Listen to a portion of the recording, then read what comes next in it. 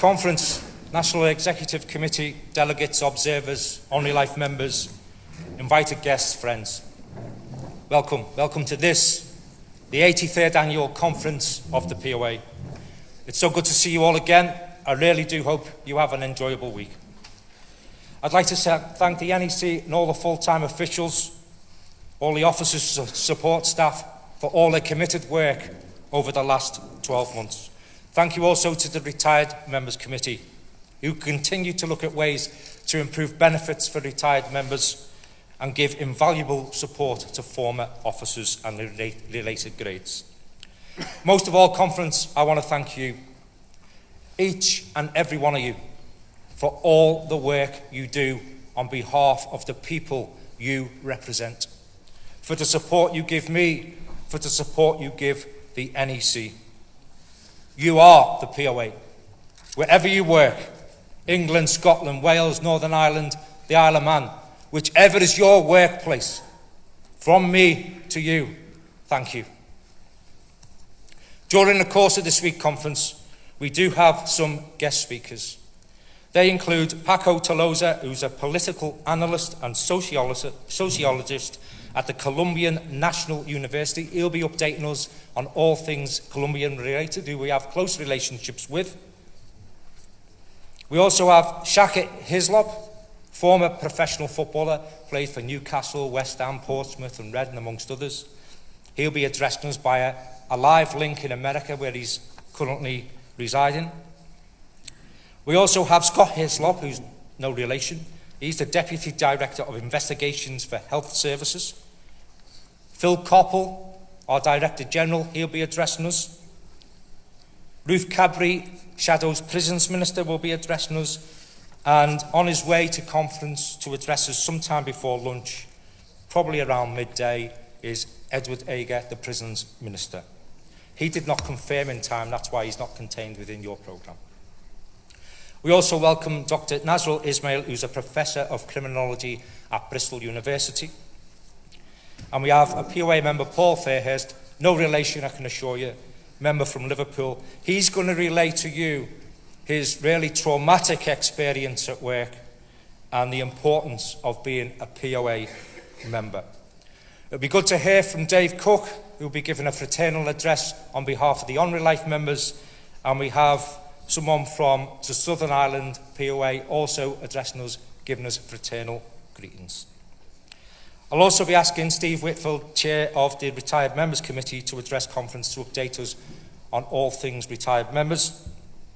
They have a stall outside which we encourage you to visit, because they're running a raffle to raise funds for social events for retired members. So please visit the stall and please purchase some raffle tickets. At the back of the hall, you may notice some directors from HMPPS. They are very welcome.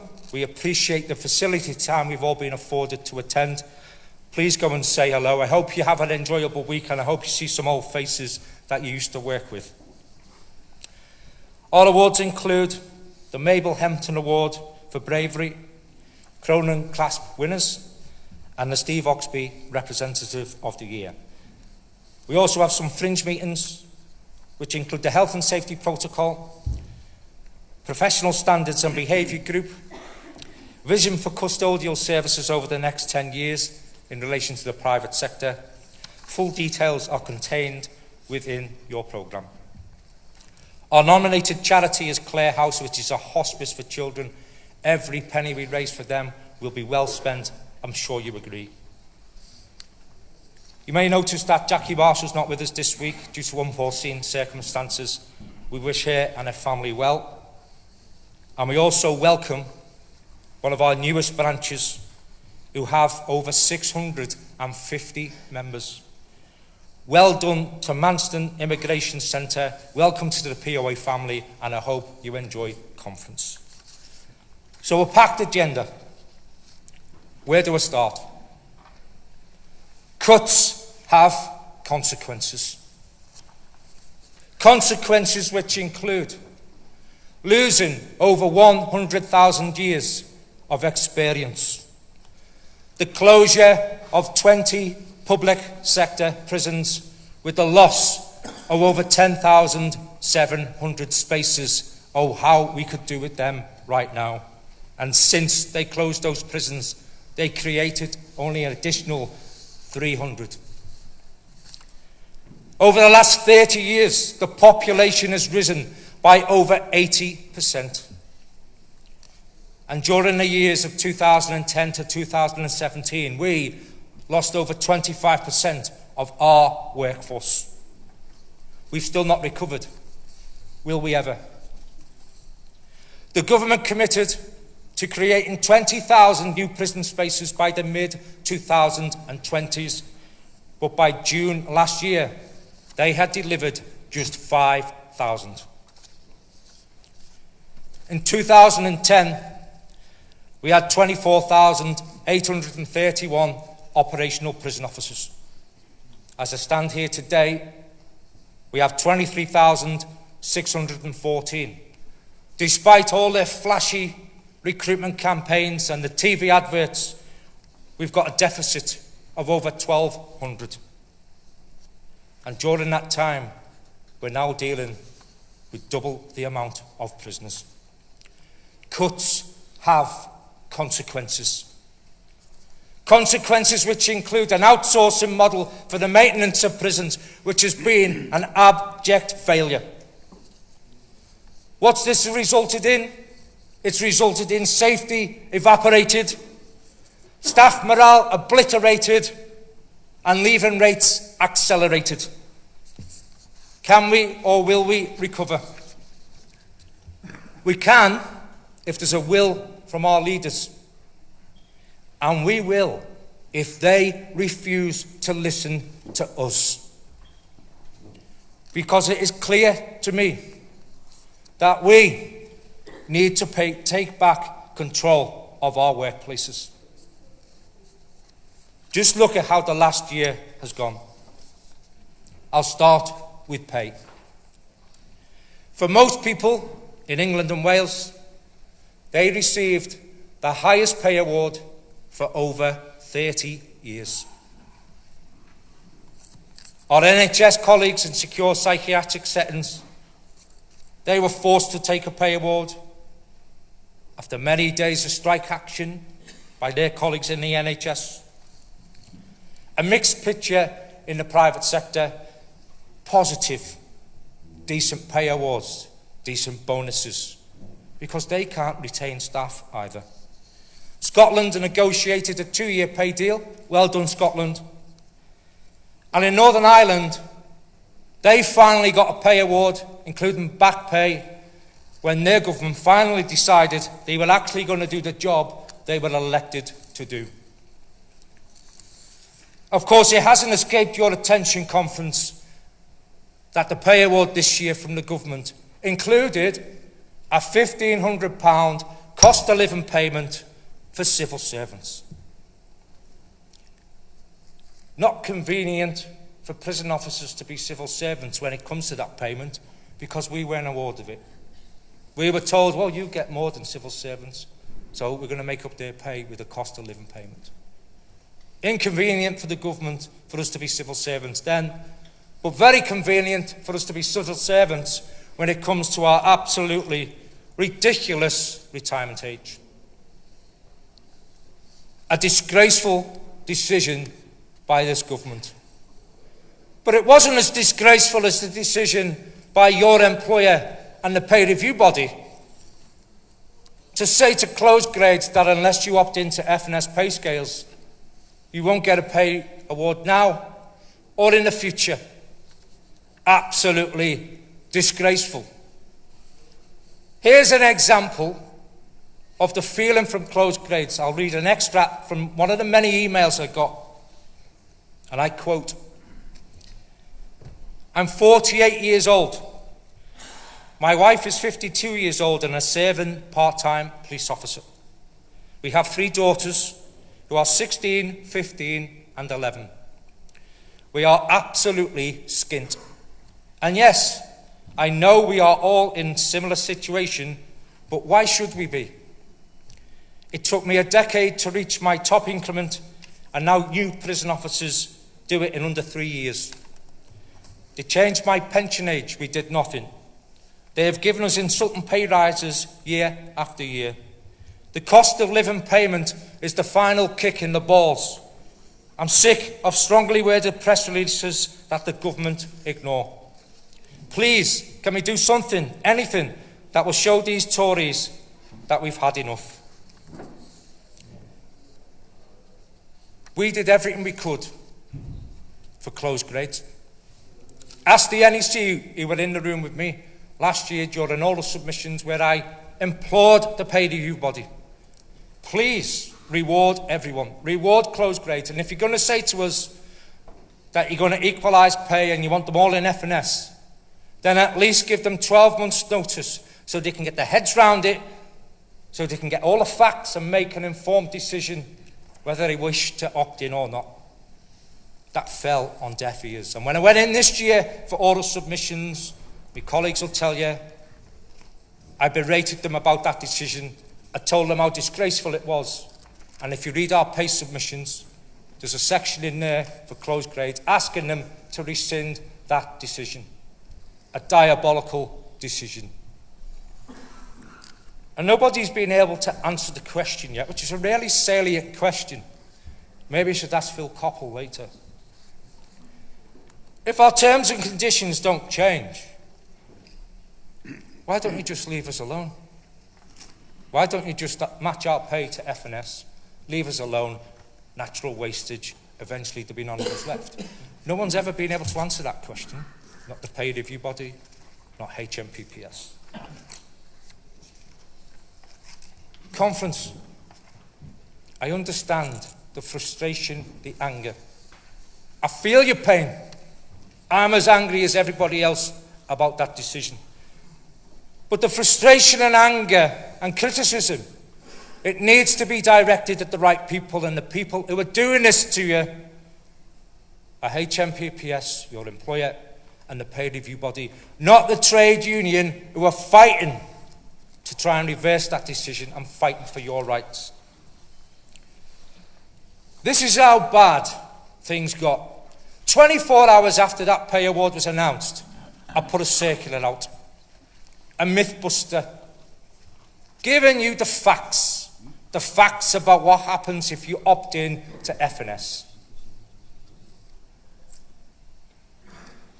People were phoning Shared Shambles Centre about the pay award. And they were saying, don't know what you're on about. This fellow will be able to answer your question. Shared Shambles Centre, we're giving everybody who phoned them up about pay my email address. This fellow will answer your question. So now I'm getting emails of admin staff, non-op staff, workshop instructors, governor grades, non-POA members, because they couldn't answer the question. They'd read my circular. We don't know about a pay award. If I had £1 for every email I answered, I'd be able to retire now. And this year's pay award, it's going to be late again. So when I read emails like that, do anything, what can we do? Conference. There is lots that we and you can do. You can consider voluntary tasks. You may decide, because of the disrespect you're being shown by your employer, the way you're treated, you may decide you no longer wish to be a volunteer. If you want to be a volunteer, go down your local food bank on your rest day. You can adhere to safe systems of work and risk assessments to the letter. You can stick to the restrictions on your regime management plan when staffing levels are not at their full complement.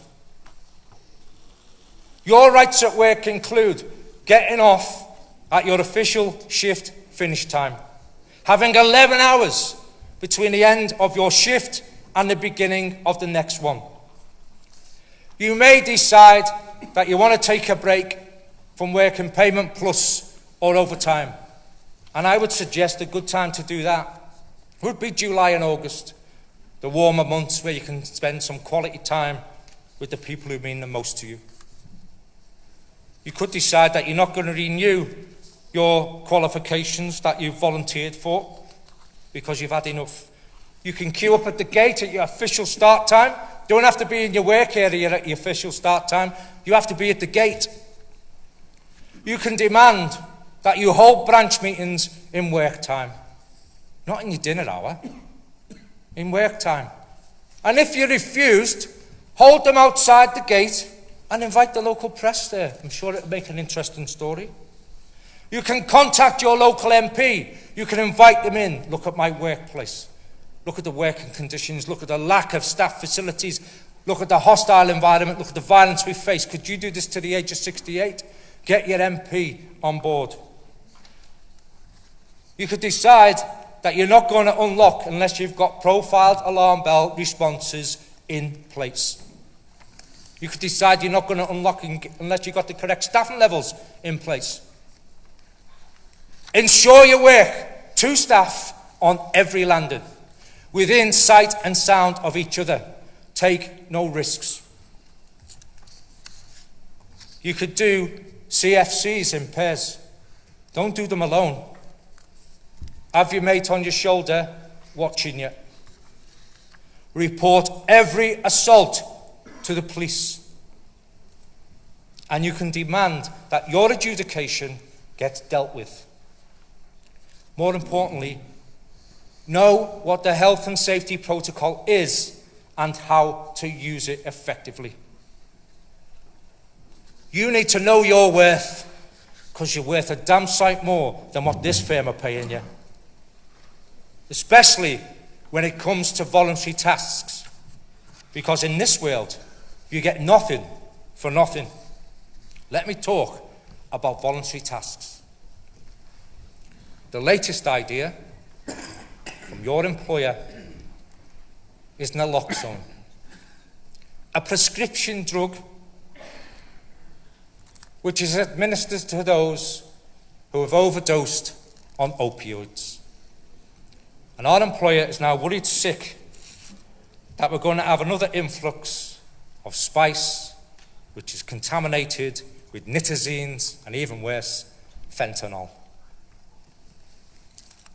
Well, here's an idea. Why don't we stop at its source? Why don't we use all that sexy new security at the gate all the time, day and night, whenever anybody comes in, whenever anybody leaves? Let's get it in operation all the time. Why don't we use technology to stop drones? Why don't we bring back dog sections so when drugs are thrown over our wall, the 4-legged shark gets to it quicker than the 2-legged criminal? There's an idea. Our employer is about to issue us with an Annex A, forcing you to carry and administer naloxone, because they're telling us that's not a change to your terms and conditions. Well, I'm sorry. The last time I looked, I was a prison officer, not a nurse. Nothing in my job description tells me I've got to administer a prescription drug. I remember the days when I was told you can't give prisoners paracetamol out of your own supply if they've got a headache and there's no nurses on duty. Well, you can't do that. I once got told, oh, Mark, you can't give a prisoner a plaster if the finger's bleeding in case they have an allergic reaction. All of a sudden, I can now administer a prescription drug. They want you to do it free of charge. I've got a few strap lines for these voluntary tasks. We like strap lines. I want this. Naloxone, don't pay for my home. Oh, volunteer? Not around here. No pay? No way. And for those old enough to have watched Grange Hill, just say no. And then, of course, we hit the headlines. Oh boy, did we hit the headlines. The Wandsworth escape. A quote from an email I had off the committee. On the day of the escape, we had what some governors refer to as good staffing for the current climate. During the morning shift, we had 84 staff members, while the afternoon shift had 77. I've never been given a specific target figure, as the expectations appear to change whenever it suits their convenience. At present, our staffing levels consistently range from the mid-70s to the low 80s. Some governors get excited when staffing is above 80, if that paints a picture for you. On certain weekends, we've even operated with as few as 45 officers in the prison. Before the COVID-19 pandemic, we regularly had 110 to 120 officers on duty. Prior to the cuts, we had almost 300. I've visited Wandsworth twice. The first time I visited, they had 69 prison officers on duty, looking after 1,600 prisoners. The second time, they had 95 officers on duty, of which 25 were on detached. I know what caused that escape. Insufficient staffing, lack of training, cutting corners to get the job done, lack of visible leadership. It's time we started to do things by the book. And if they're really serious about security, because security is paramount, then at busy prisons like Wandsworth, what they would have had on that morning was a manager in the gate at all times overseeing operations. Imagine if we doubled up on vehicle escorts. One at the front opening gates, one at the back, eyes on at all times. That would never have happened. It would help if they were that serious about security, if they give us modern equipment so we could search vehicles effectively, not a scratched mirror on a trolley that you put under a vehicle and you can't see a damn thing that the staff have been complaining about for months. Bet it's being replaced now. And then when all these chronic staffing shortages were highlighted to the government, what did they do? The prisons minister got up in the House of Commons and he made the following statement. We have taken and continue to take a series of measures to increase the prison workforce.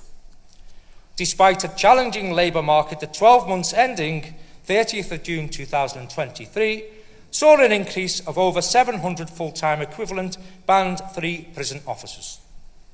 This means we now have 4,000 more prison officers than in March 2017. We are also recruiting 5,000 prison officers across public and private prisons by the mid-2020s. Oh, that's fantastic. What a rosy picture. We haven't got any problems then, have we? But what he failed to announce in the House of Commons, and what the MOJ spokesperson will never announce, is, well, yeah, you're quite correct in part of that statement. You have hit your target. You have recruited 5,000 new prison officers. But during that same period, you've had 4,400 leave, so you've only got a net gain of 600. How about that for a headline? Well, in March this year, just a few months ago, I attended a meeting with our employer. They were all excited to tell me recruitment's going well. Because in the month of March, we had 398 joiners. Great, well done. Until I asked the question, in the month of March, how many people left? Tumbleweed moment. Room went silent. Until someone finally admitted to me, we had 338 leavers. A net gain of 60. And they're getting excited about this, because recruitment's going well. Retention isn't though, is it? Look at Five Wells, a new private sector jail. When they were inspected, it was highlighted that they had hired, from the period they opened to the time they got inspected, just over 12 months, 750 officers, of which 272 remained. That's some attrition rate. So it's the same in the private sector as it is in the public sector. I'll tell you why you can't keep staff. Can't keep staff because of the intolerable pressures that you face. because of the insufficient pay for the risk you face, because of your violent workplace, the lack of staff facilities, the lack of a work-life balance, and the lack of support and empathy from your leaders. That, with a ridiculous retirement age of 68, that will see an 18-year-old recruit work for 50 years on the front line before they get to enjoy a full career or a full pension. It's absolutely ridiculous. Our headlines also include the early release scheme from the government that is tough on crime. By the end of this week, by the end of conference, our prisons will be full. This has led, as you well know, to reception staff getting off late. And when I say late, I'm talking, in some cases, 2, 3, 4 o'clock in the morning. With people, temporary promoted, who used to be POA members and probably still are, temporary promoted as Band 7s, duty governor, coming around reception and saying things like, oh, you're going to get off at 3 o'clock in the morning. Well, you know, it's not as bad as down the road. They got off at 4. Well, that makes things all right then, doesn't it? I'll tell you what, if I was getting off at 3, you wouldn't be seeing me till 2 o'clock the following afternoon. I want me 11 hours.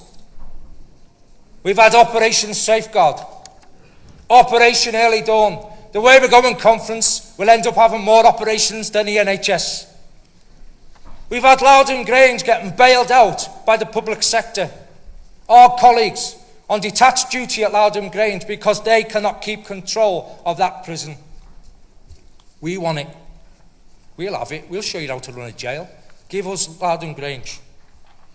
We've had an undercover reporter at Bedford get a job as an agency OSG, and he phoned me. Don't know how he got my number. He phoned me, and I thanked him. I thanked him for exposing to the general public and the media what we've been saying to the employer for years. He said, I couldn't believe it. He said, I got a job through Hayes as an agency OSG. He said, I never even changed my name. He said, all he had to do was Google my name, and it would have come up, undercover reporter. He didn't even do that. He said, it took me 3 weeks to get the job. He said, I turn up, first morning. He said, I'm taken into a room for a couple of hours. I'm given a key talk. This key opens that gate. That's what that key is for. Oh, and by the way, this is how you use the radio. He said, that was it. He said, I then left to my own devices escorting contractors around the jail. Unfettered access to every area. He said, I was left on a wing. There was prisoners everywhere talking to me. He said, I didn't know what I was doing. He said, I could have been bringing anything in. He said, most mornings the security at the gate wasn't there because they didn't have enough staff to use it, or the staff on duty hadn't been trained in how to use it. He said, I couldn't believe it. He said, I couldn't do your job. He said, I lasted 3 weeks. He said, then I wrote my story. And then we had some ex-con from Wandsworth happy to tell the media, oh, the majority of drugs in prisons come in via corrupt staff. Absolute nonsense. Absolute nonsense. And I got the stats to prove it. And I looked it up. I know it's true, you know it's true. Listen, they're not getting away from the fact there's corrupt staff. And we're all of the same opinion. I want corrupt staff to get caught, to get prosecuted, to get banged up, to have a lengthy prison sentence, to rot in hell. And I hope it destroys their life forever. That's what I want to happen to corrupt staff. We're not getting away from that.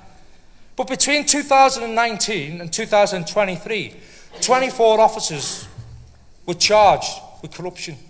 That's 0.08% of the entire workforce. And we've got an ex-con saying the majority of drugs come in via corrupt staff. They don't. They come in via drone deliveries and throwovers. That's how they come in. We all know that. But it doesn't help, does it, conference? It doesn't help when people are set up to fail. And new recruits get 6 weeks training. 6 weeks training, and then you're a fully qualified prison officer. Selling them the dream that doesn't exist. And I know what goes on initial training because I've spoken to new recruits. I spoke to someone at a pilot site, and that pilot site's now They actually do some modules from home. E-learning. Yeah, you can do that on your laptop at home. This new recruit said, I wanted a day off, being sent home to do these modules, part of my initial training. So to get the day off, because I couldn't be bothered, I got my 15-year-old niece to do the online modules. The training is not fit for purpose. It needs to change. It shouldn't be about boots on the landing in the shortest possible time. It should be about discipline. It should be about pride, getting the pride back into the service and realising what sort of a job you're taking on. 6 weeks doesn't cut it. And then, of course, this guy likes a headline, doesn't he? The ever over-critical Chief Inspector of Prisons, Charlie Taylor. He gave urgent notifications, Bristol, Exeter, Woodhill, Bedford, Cookham Wood, and of course, Wandsworth. I've noticed he only ever gives urgent notifications to public sector prisons. Is he a shareholder? Park have had 9 deaths in the past 10 weeks. Is he going to go back in there? What about Lardham Grange, which is currently getting bailed out by us? Why aren't they on an urgent notification? And then we come to his absolutely disgraceful report and comments about Wetherby. Let me read what he said. We came across 2 incidents where a girl was using her clothes to make ligatures and had her clothing removed by male officers. This is simply not acceptable. Really? Well, I'm telling you, it's wholly acceptable. What's the expectation from the Chief Inspector of Prisons and his merry band of fantasists? Is it his expectation that male staff stand outside a cell door and watch a young girl take her life because they're fearful of the critics? The events surrounding that incident on nights with a very complex, vulnerable young girl who had assaulted female staff and rendered them off duty, so there was only male staff left. What do? You have to save life.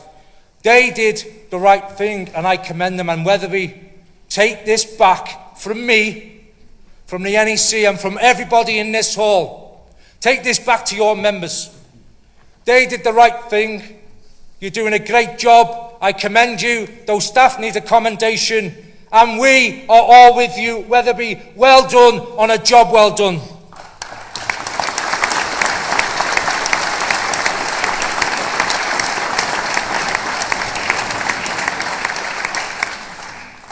And as for the Chief Inspector of Prisons, I'm happy to announce to the conference that our engagement with him has finished. It's finished until he issues an apology to Wetherby staff for those diabolical comments. But he won't. He won't. Because he's not man enough to apologise to Wetherby staff for those comments. Like he's not man enough to criticise the real culprits in all this, the government. That's why our prisons are in such a mess. And he never criticises them. So our engagement with Charlie Taylor is over. And I say to Charlie Taylor, shame on you. Conference, we face many challenges ahead. But we will never accept unsafe workplaces, and neither should you. Heading your way are workforce delivery models. Some of you may know them as Benchmark 2. We've been assured it's not. We've been assured by Phil Coppell and Amy Rees that workforce delivery models is an exercise to cost all prisons. So they can go to whichever government ends up in power during the next spending review and say, well, if you want this, this is what it's going to cost you. If you want that, that's what it's going to cost you. Or if you want to continue with the farm food model we've currently got, don't worry about spending anything extra. What concerns me about these WDMs is some of the language that's used. So, for example, they use benchmark language, a 30-to-1 ratio. So when I asked them, hang on, benchmark's dead and buried, we don't go back there again. What's this 30-to-1 ratio? Well, that's the minimum we expect. Staffing levels, that's the minimum we expect.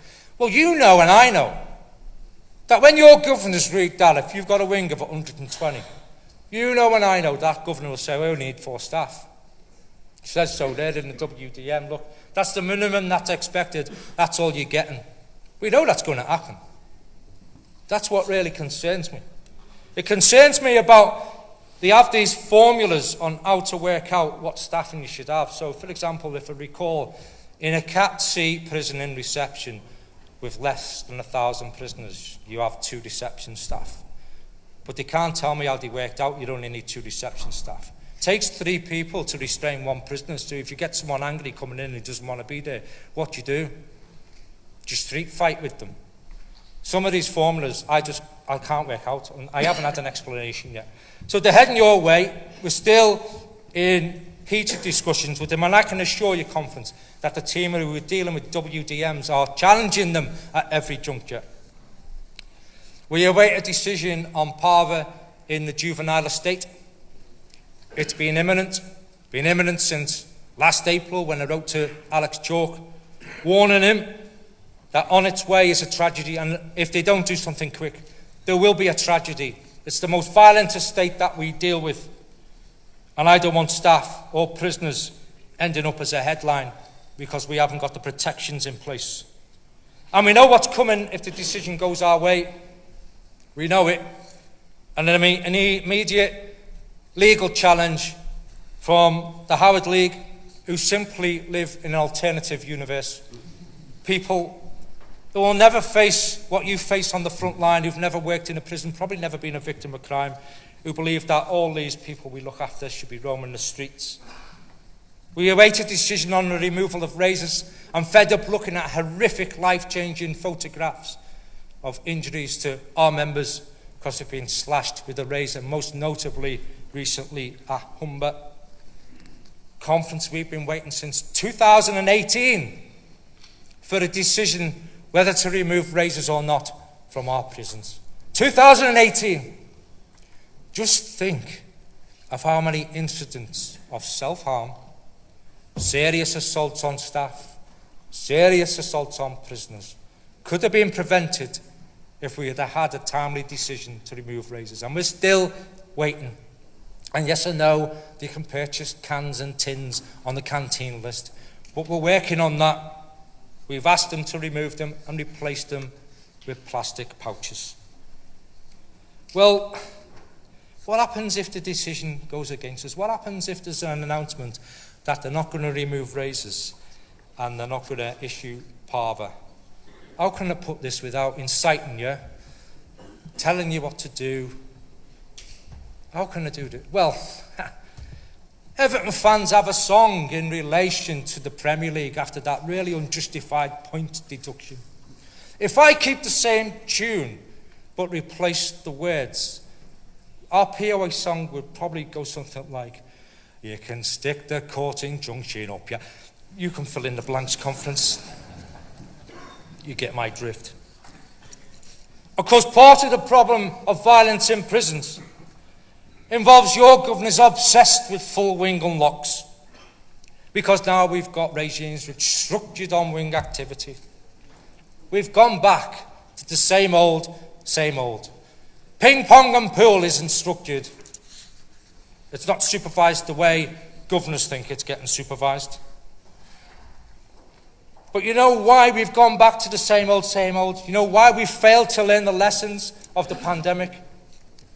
The mask has finally slipped, and I have it now, a quote from a governing governor who shall remain nameless, who governs a jail in South Wales in the public sector, and she said, Yeah, work it out. She said, some elements we did learn from, and I held on to. But keeping people locked up and coming out in very small groups is not one of them. It is not desirable. They're the leaders of our prisons, telling a select committee that it's not desirable to learn what we learned from COVID. It's not desirable to reduce self-harm. It's not desirable to reduce prisoner-on-prisoner assaults. It's not desirable to reduce assaults on staff, because what did we learn from COVID?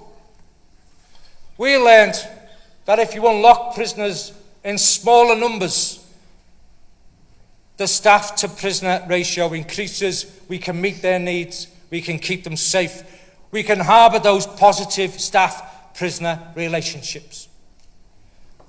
We also learned that self-harm reduced, violence reduced, suicides reduced. Prisoners felt safer, staff felt more confident and in control. Our prisons were well ordered once again. That's what we learned. That's not what your leaders want. They don't want it. They want full wing unlocks. They want chaos. Maybe they want to look good in front of Charlie Taylor and his merry band of fantasists. I don't know. Is it that our leaders simply refuse to learn, simply don't want to learn, or simply do not care about you? I haven't worked it out yet. But something did strike me. And what I did earlier this year, I visited Auschwitz. And I've been meaning to visit for a while, eventually got round to it. And as you walk around Auschwitz with all the emotions it brings, and it is an emotional trip, very harrowing, and you walk around and you're witnessing man's inhumanity to man and women and children. They have plaques all over the site with quotes on from famous people. And I read this quote, and I didn't know who it was from. I've Googled the name since. This was from someone called George Santella. He was born in Spain and settled in America. And this quote is from his works in 1905. And he said, "Those who cannot remember the past are condemned to repeat it." Those who cannot remember the past are condemned to repeat it. Look at the evidence from the past. In 2010, there were 2,848 assaults on staff, which works out at 7 per day. 7. Keep that figure in your head, 2010. Serious assaults in the same year, 302. By the end of 2019, that had risen to 9,185, with 958 serious assaults on staff. By the end of 2023, 9,204. By the end of 2023, we are now on 25 assaults per day on staff. And all I get from our directors is, well, during the pandemic, we could legitimise locking people away. We can't legitimise it now. Don't give me that. You can't legitimise making your jails safer. You can't legitimise reducing self-harm. You can't legitimise reducing violence. You can't legitimise reducing assaults and serious assaults on staff. You can't legitimise having safer jails, safer than they've ever been. We've had a terror-related offence at Frankland where someone came out the cell shouting Allah Akbar and trying to kill staff. We've had a member of detached duty get seriously assaulted at Whitemore, ending up in an induced coma, and we still don't know if he's ever going to recover because he could have brain damage. So don't tell me you can't legitimise safer regimes and restrictions, because you damn well can.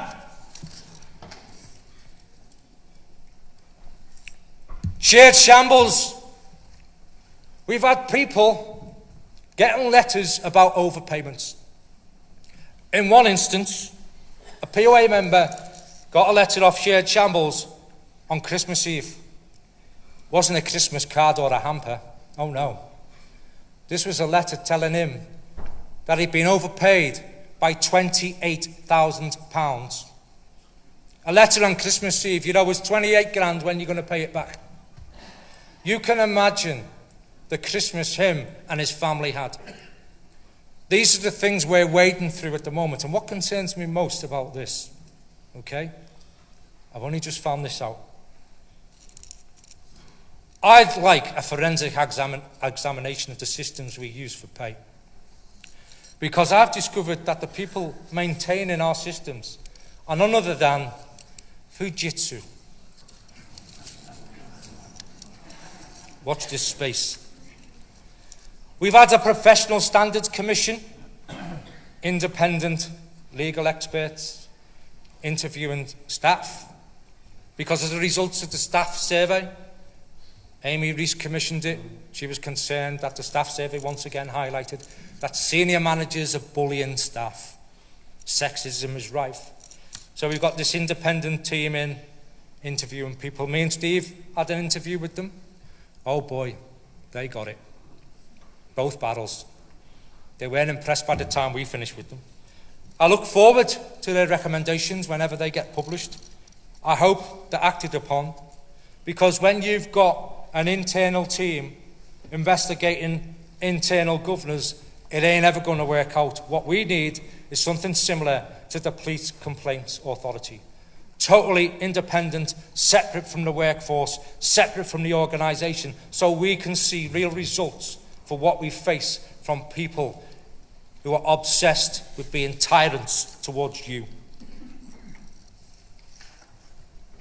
We've had the Cookham Wood re-roll. And staff at Cookham Wood, this is going to crease you up, this one.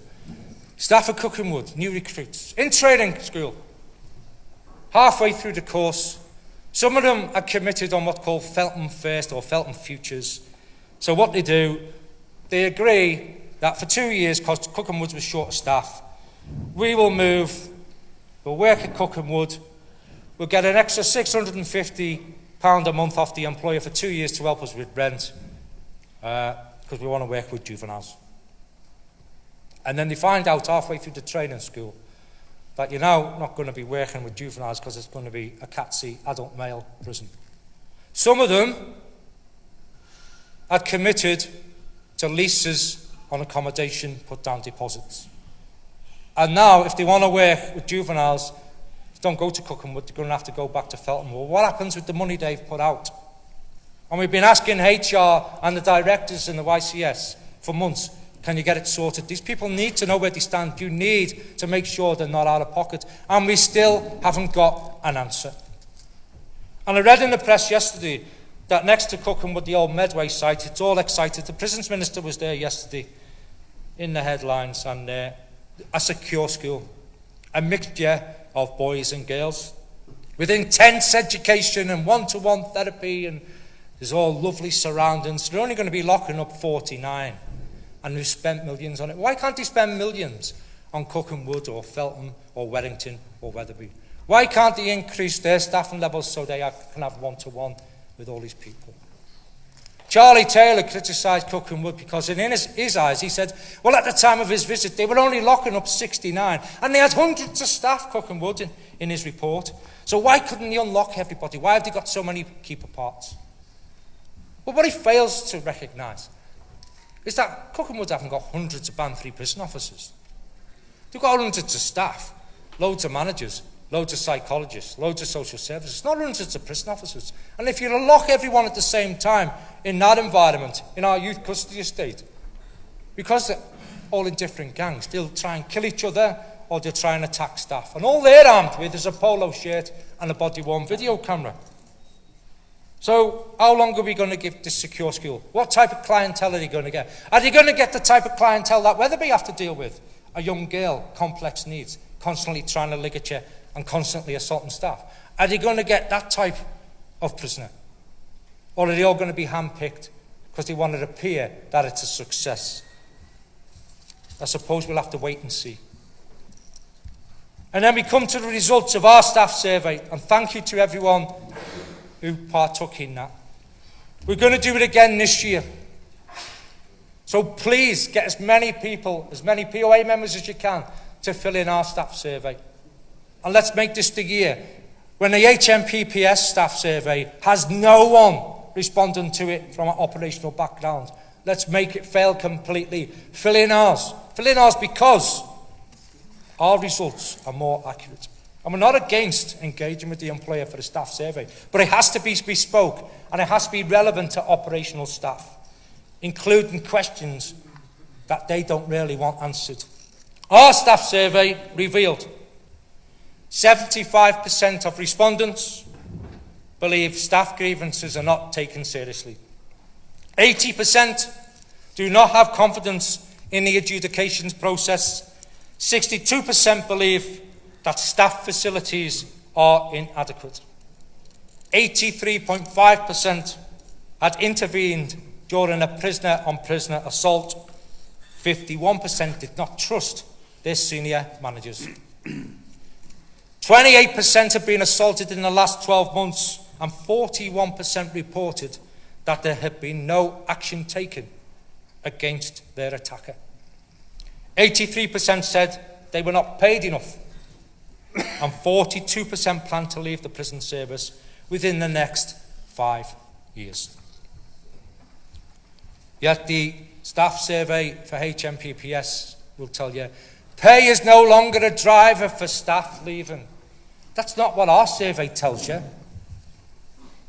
We've had members ending up in Crown Court for doing their job diligently, but because there's been a death in custody, they've been charged with manslaughter.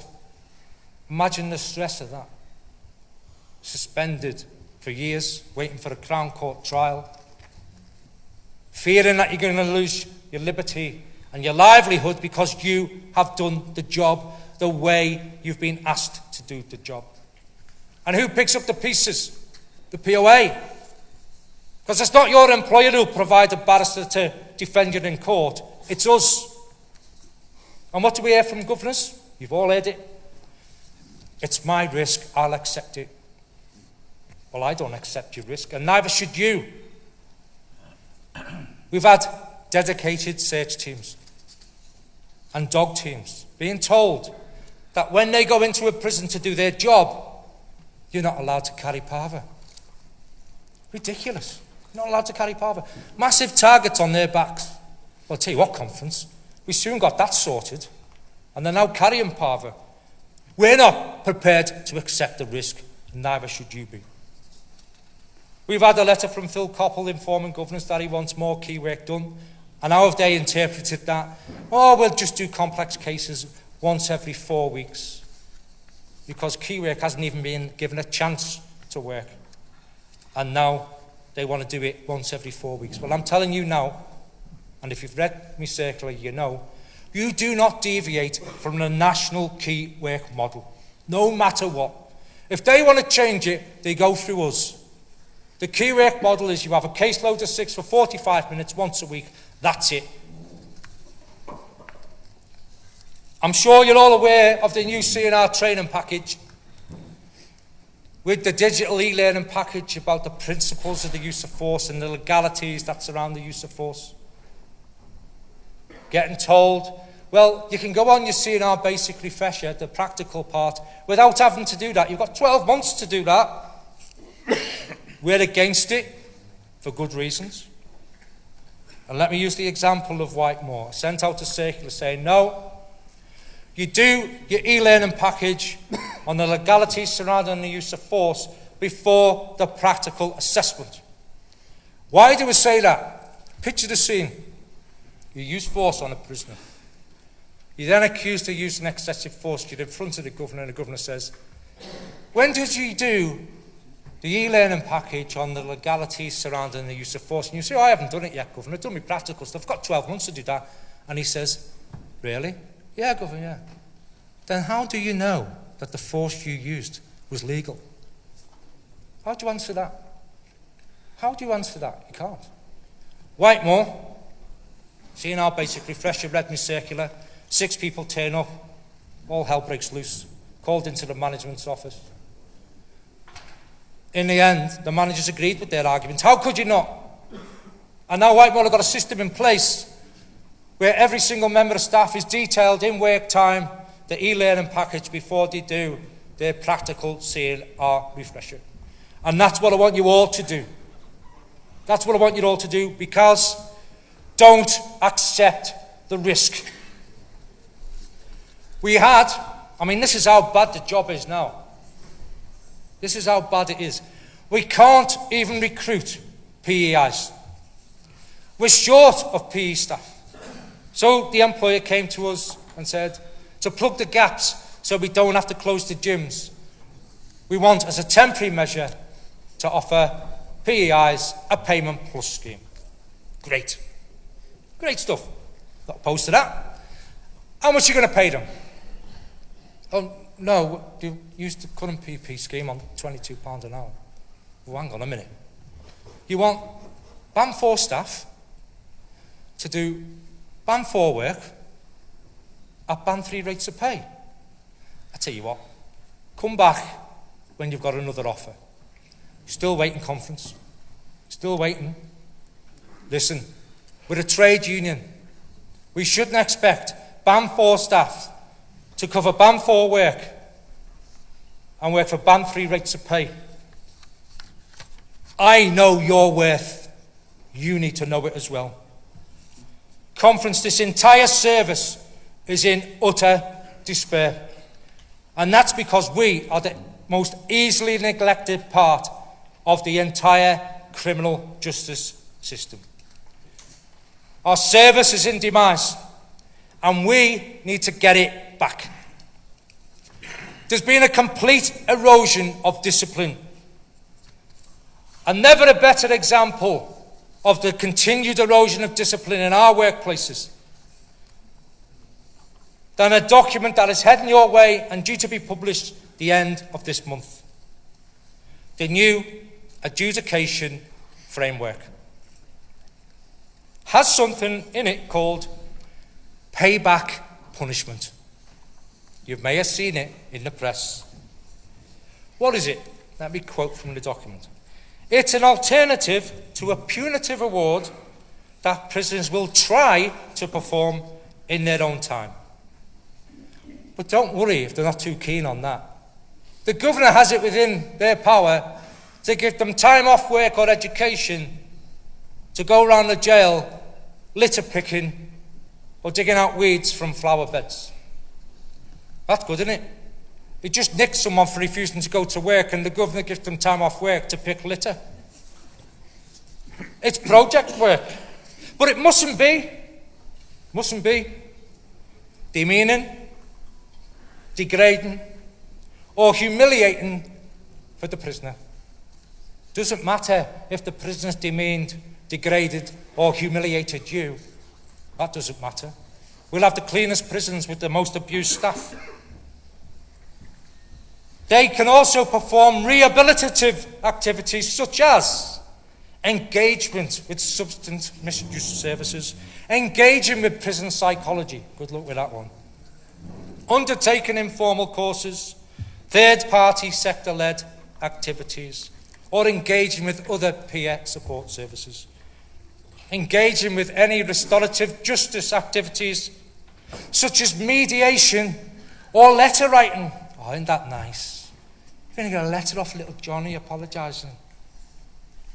Engaging with appropriate and available debt management support. Undertaking recreational, social or specialist unit activities such as artwork. So now you'll be able to hang one of his pictures on your bathroom wall. The prisoner must agree to all this. Doesn't matter if you disagree. You might say, no, fed up with this character, I want him 3 days CC. Doesn't matter. The governor can give him this payback punishment. Well, I've got a few questions. Will it be profiled? Who's going to supervise it? Conference. This is an absolute nonsense.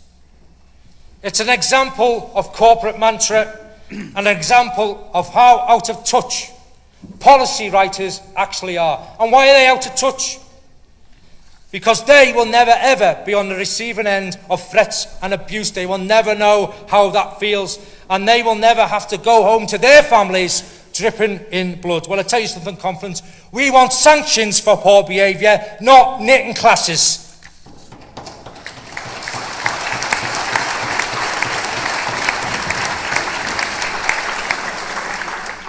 I'm sure it hasn't escaped your attention, conference, that this is the 30-year anniversary, 30 years of us not having our right to strike. A long, drawn-out campaign, which is still ongoing. Will a new government restore our right to strike? They've said they're going to rescind all the anti-trade union legislation if they get into power. That must include us, Section 127. Got to include us. It takes time, doesn't it?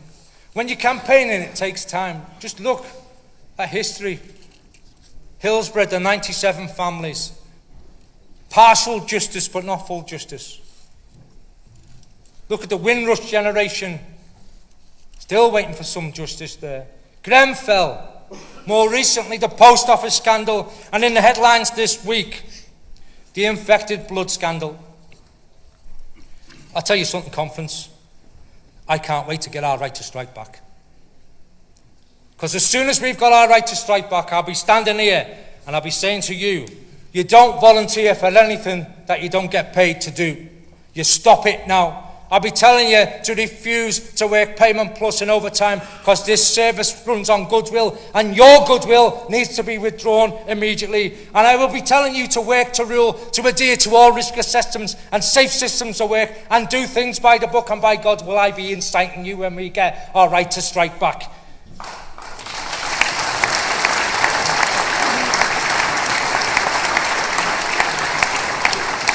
And if you don't get a decent pay rise, I'll be balloting you for strike action as well. But I can't say any of that now.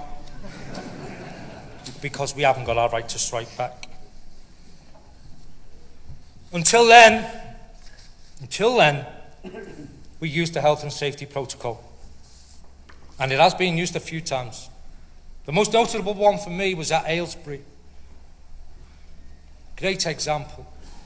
So Aylesbury had a Stanley knife went missing from a workshop, and the governor thought, well, I've searched the prisoners who worked there, I've searched the workshop, we can carry on as normal. Don't think so, governor. Don't think so.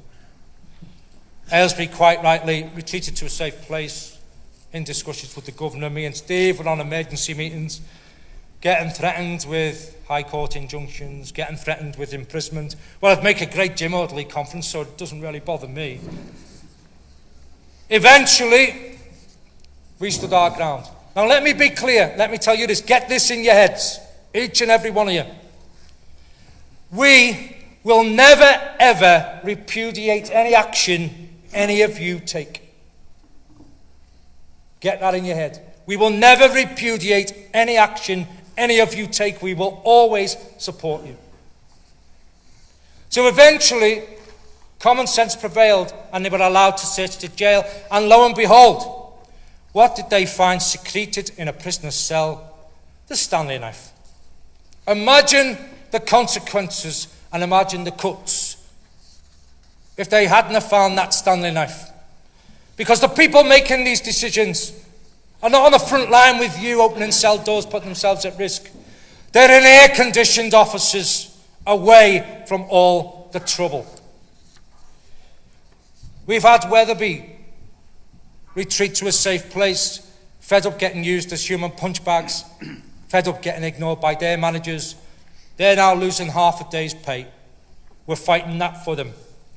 And although this branch didn't have to use the health and safety protocol, it's an interesting tale. Wymont, been battling for months with their governor, who wanted a full wing unlock because the workshop was closed and they were getting bored, and the committee were like, look, we've got a split regime, everyone's happy, it's stable, there's no violence. If you unlock, violence will spike, there'll be chaos. No, I want a full wing unlock. So after months of wrangling, they decided, okay, well, have it your own way. There you go, full wing unlock. 2 weeks, they got called back in. Yeah, violence has spiked, we're having too many people carted to hospital, the jail's unstable, go back to a split regime. Why don't these people listen? Why don't they listen? Conference. It is time for POA members to take back control no matter what. It's time for a reset. Match regimes to staffing levels. Profile every piece of work. Do the basics well. Predictable, stable regimes that create consistency. Key work above association. Address offending behaviour instead of pointless, boring, on-wing activities. Do what we can with what we have. If they don't listen to us, we will force them to listen. It's time for us to take control of our workplaces and make them safe. We can do this. We are many. We are stronger together. We stay united. We stay strong. We support each other. We make our workplaces safe. Because I am with you.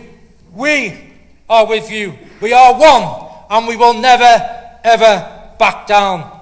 Because I want a service dripping in pride, not dripping in blood. Together, we must show the way. Solidarity to you all. Have a great week. Thank you. Solidarity.